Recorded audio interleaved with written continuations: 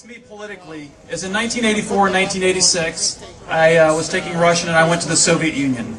And I saw firsthand what it looked like in people's eyes when they didn't have liberty, when the government controlled everything.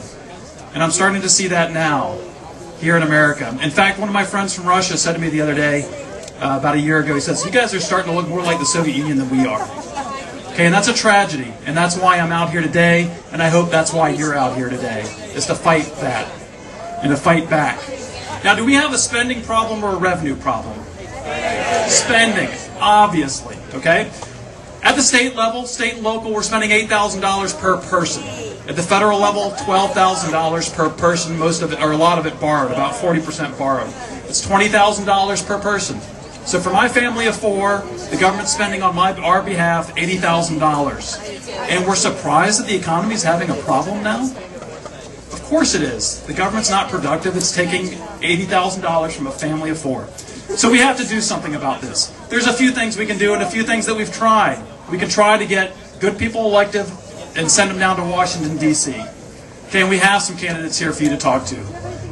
That hasn't been working so well so far.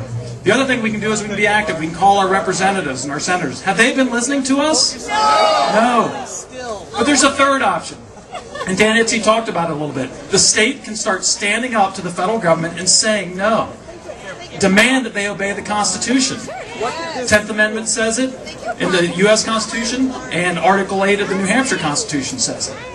So we have to start standing up to the federal government here at the state level.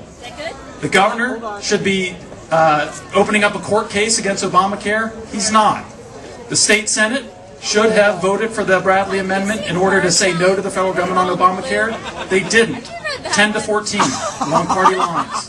The State House should have voted for HCR 6 and the more recent resolution by Dan Itzy asserting state sovereignty.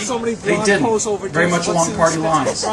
So we need to replace the New Hampshire legislature, the New Hampshire state senators, and the governor with people that will stand up for New Hampshire against the federal government.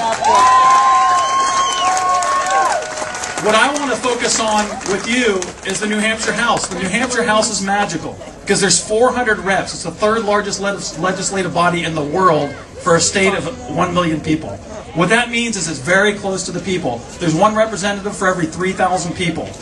What that means is you can be running. You could be running a campaign yourself.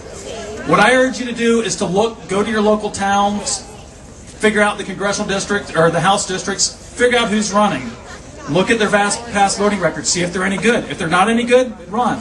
If they are good, support them. Do one or the other. You have to do one or the other. If we don't do this in 2010, if we don't take the state back in 2010, it could be too late. So I urge you to get involved in the state house elections this year. The Republican Liberty Caucus, if you choose to run and you believe in liberty, we will help you out. The New Hampshire Liberty Alliance, I'm sure, will help people out. There's lots of help to be around, so go for it. So, get involved, take back New Hampshire so we can take back this country. Thank you.